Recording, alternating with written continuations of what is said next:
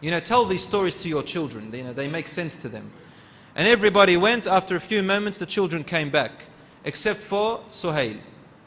At sunset, Suhail came back and the bird was still with him and he was crying.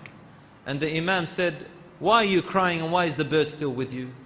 He said, Ya Imam, my uncle taught me some words and they don't leave me. Allahu shahidi, Allahu nadhiri, Allahu ma'i. Allah watches me, Allah is my witness, Allah is with me wherever I go. And you said, let this bird go where no one can see me. I went everywhere. I went up the tree, I hid behind things, I went behind the rock, I went everywhere. But everywhere I went, I knew that Allah is watching me, seeing me and He's with me. So how can you ask me to let this bird go? I brought it back. And so he let it go afterwards. Young children need to have this instilled in them, that Allah watches you and is with you wherever you are. He is with you in His knowledge wherever you are. And if the fear of Allah is not instilled in youth, then my brothers and sisters, it is very difficult to stay away from harm. The youth need to have this fear of Allah subhanahu wa ta'ala. Allah says, وراودته التي هو في بيتها عن نفسه وغلقت الأبواب وقالت هيت لك. The woman that was looking after Yusuf alayhi salam, she was the wife of the Aziz, he was the person in charge of the finances of Egypt. She was very beautiful, she was young and she was very popular.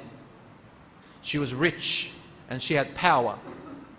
Yusuf alayhi salam, on the other hand, he was extremely beautiful, extremely attractive, beyond measure. He was young, strong, and he was a slave. He was unknown. He was hardly seen. He was hidden.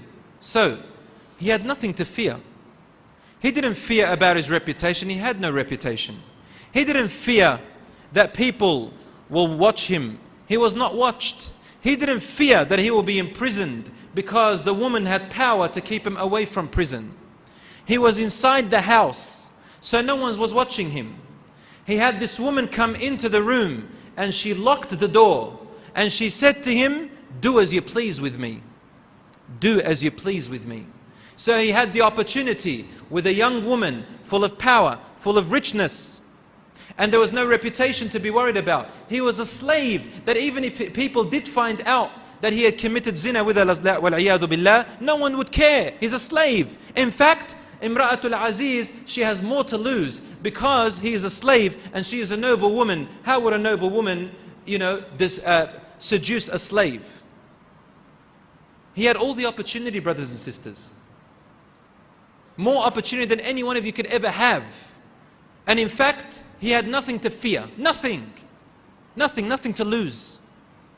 Every opportunity to commit an act of haram. But there was only one thing which prevented him.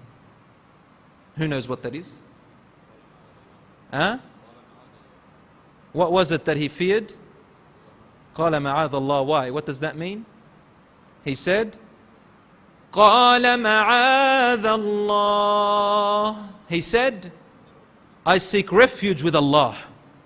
That was the only thing that prevented him, the fear of Allah subhanahu wa ta'ala. Because Allah says, وَلَقَدْ هَمَّتْ بِهِ وَهَمَّ بِهَا لَوْلَا أَن رَأَى بُرْهَانَ رَبِّهِ. She wanted and desired to do something haram with him. And Yusuf almost desired, if he had not seen the sign of his Lord, meaning if he had not known his Lord, Allah. So he was a human being. And Allah tells us, if it wasn't that he knew his Lord and feared his Lord, he would have, like any other youth, fallen prey to this woman and committed zina with her. Allah says, وَهَمَّ بِهَا. He desired her if only he hadn't known Allah, meaning he didn't desire her. It's like saying this, you know, he fell on the ground if it hadn't been for me to stop him. Did he fall? No. But I use that expression meaning that he was definitely going to fall if I wasn't there. So Allah is saying Yusuf would have definitely been seduced and responded to it if he hadn't remembered, if he hadn't known Allah and had his fear from Allah subhanahu wa ta'ala.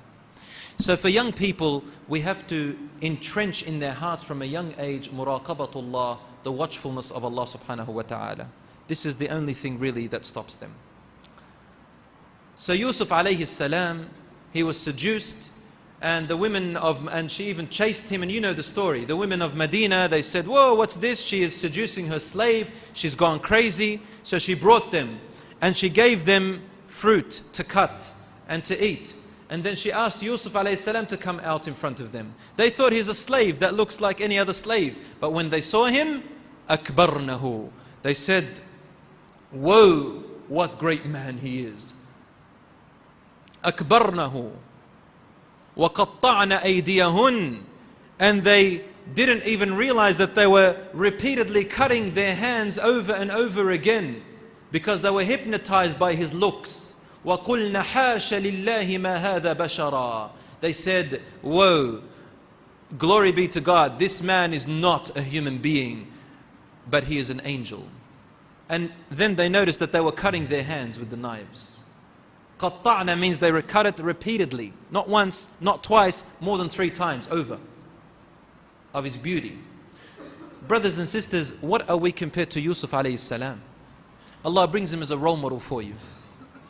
He had every opportunity. And what she said was, وَلَئِن لَمْ يَفْعَلْ مَا آمُرُهُ لَيُسْجَنَنْ. And if he doesn't do what I am telling him, I'm going to imprison him, and he's going to be humiliated. On top of that, what did Yusuf alayhi salam do? He went in the middle of the night and he called upon Allah subhanahu wa ta'ala. He cried and he said, قَالَ رَبِّ السِّجْنُ أَحَبُّ إِلَيَّ مِمَّا يَدْعُونَنِي إِلَيْهِ وَإِلَّا تَصْرِفْ عَنِّي كَيْدَهُنَّ أَصْبُ إِلَيْهِنَّ وَأَكُمْ مِنَ الْجَاهِلِينَ. He said, oh my Lord, the prison, the dungeon, the darkness of the dungeon, the humiliation of the dungeon is more beloved to my heart than what they are calling me to do. Who loves the dungeon? Yusuf alayhi salam does not love the dungeon. But this circumstance made him love the dungeon. He had 2 ways out: commit zina or dungeon. Suddenly the dungeon became his beloved. Do you understand what I'm saying? The dungeon is not a beloved of anyone. In fact, a Muslim should never wish to be in a dungeon. This is humiliation. But what is greater humiliation? Zina and hellfire? The dungeon of the nar, of the hellfire, or the dungeon of the dunya? The dungeon of the dunya suddenly becomes your safe haven, your beloved, like going back to your home and sleeping in your beautiful bed in your pillow. السجن أحب إلي مما يدعونني إليه. It is more beloved to me than what they are calling me to. Allah says, فَاسْتَجَابَ لَهُ رَبُّهُ. His Lord responded to him. إِنَّهُ هُوَ السَّمِيعُ الْعَلِيمُ. He hears all people, He is all knowledgeable. And what are we talking about? We're talking about here like a man, Yusuf alayhi salam, a young man, he's calling upon Allah subhanahu wa ta'ala saying, please help me my Lord. And Allah subhanahu wa ta'ala is saying to him, I will help you. I will make you go into the prison. And he is saying, thank you my Lord. Which young people are like that today? He is the ideal role model. He entered the prison and Allah subhanahu wa ta'ala in the end made him a king. If we go down that pathway, we become humiliated. If we lift ourselves away from that, we become kings. That's how Allah subhanahu wa ta'ala rewards you. So my young brothers and sisters in Islam, take a lesson from Yusuf alayhi salam and be kings. Don't be humiliated slaves.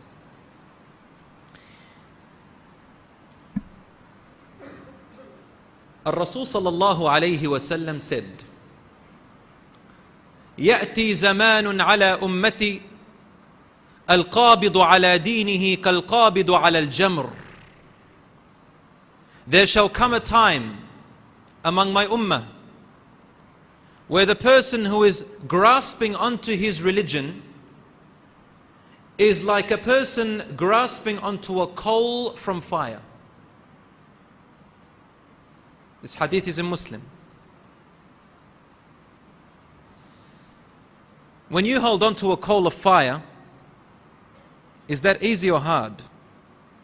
It's hard. Does it burn? It burns. But you're holding on to it. Why would a person hold on to a coal of fire and burn? There's only one reason. If there is an outcome that is more valuable than a state that you are in, and if you are running away from something worse than the burning of your hand. This is our time now. We have so many bombardments, trials, fitna coming from every corner, especially to our youth. And the youth today, if they are grasping onto their deen, it's like a person grasping onto a coal from fire. Al-Rasul ﷺ went to further extents to describe this moment, and he said, زَمَانٌ فِتَنٌ كَقِطَعٍ مِّنَ اللَّيْلِ مُظْلِمًا. There will be fitan, trials and temptations. They will be so subtle, they will be so dark, like the dark clouds in a moonless night. You don't even know them and they're hitting you. It's like in the darkness. If you go outside now, it's very dark, you cannot count how many clouds there are in the sky. The fitan, the trials, the temptations that will be approaching us in this century that we are in are like the moonless night, and you cannot count the clouds. They are hitting you. يُصْبِحُ الرَّجُلُ مُؤْمِنًا وَيُمْسِي كَافِرًا. In the morning, they are believers, and by the night, they have become disbelievers. In the night, they are believers, وَيُصْبِحُ كَافِرًا, and in the morning, they have transformed to